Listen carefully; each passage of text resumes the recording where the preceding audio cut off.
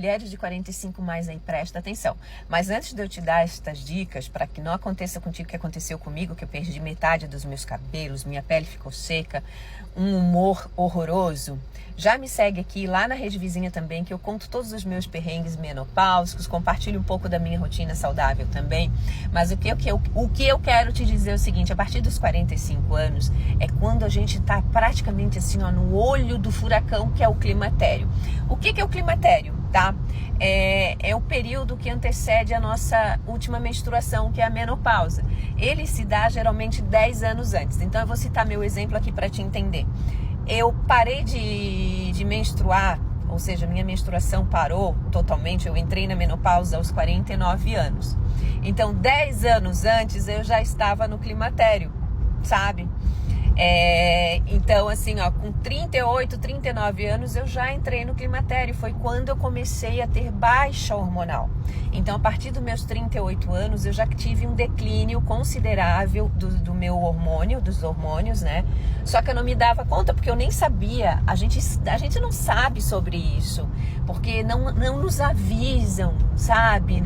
Agora até que estão falando um pouco mais. Então, era nessa fase que eu já deveria ter procurado um ginecologista, que eu já deveria ter, assim, ó, começado a ter feito uma reposição hormonal, mesmo menstruando.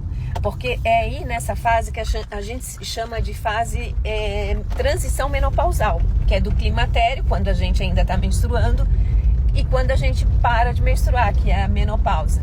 Então, se eu tivesse começado a repor ali ainda no climatério, gente, eu não teria perdido metade dos meus cabelos, eu não teria sofrido com alterações de humor, eu não teria tido insônia, sabe? Aquela insônia de repetição, eu teria qualidade de vida, sabe? Quantas fases ruins eu tive na minha vida e foram muito por conta disso. Eu me tornei uma mulher chata durante um período que eu não sabia o que era isso, muitas brigas com a minha filha. Gente, eu não tinha paciência para nada, sabe? Eu era chata mesmo. Eu namorava também na época, eu brigava por nada. Eu me tornei uma mulher insuportável. No meu trabalho eu quase não rendia e eu não me dava conta disso. Então, se tu tá passando por isso, mas tu menstrua ainda, então entenda, tu tá no climatério. Patrícia, mas os meus exames deram normais. O meu também, os meus deram ótimos. E sabe o que aconteceu comigo? Quando eu estava para parar de menstruar, quando eu estava para entrar na menopausa, eu perdi metade dos meus cabelos. Metade. Hoje eu tenho meia dúzia de fio.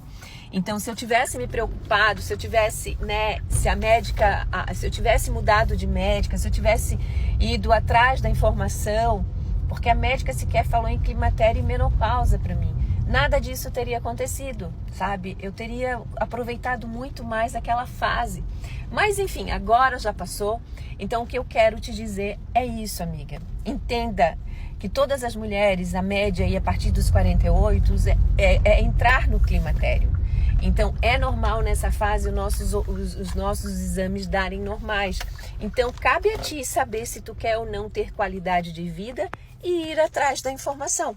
Porque, como eu te falei, se tu der um Google aí, tu vai ver isso, o que é climatério, tu vai entender o que é climatério, o que é menopausa, e tu vai ver que faz muito sentido alguns sintomas, algumas coisas diferentes que tu anda sentindo, né? Tipo esse cansaço extremo, essa fadiga, a procrastinação. Gente, eu era tão eu sou procrastinadora, mas eu tive uma fase horrorosa da minha vida, gente. Enfim, então é isso, tá, amiga? Não esquece de me seguir aqui, seguir nas redes vizinhas, porque o meu intuito aqui é cada vez mais te alertar para que tu não passe o que eu passei.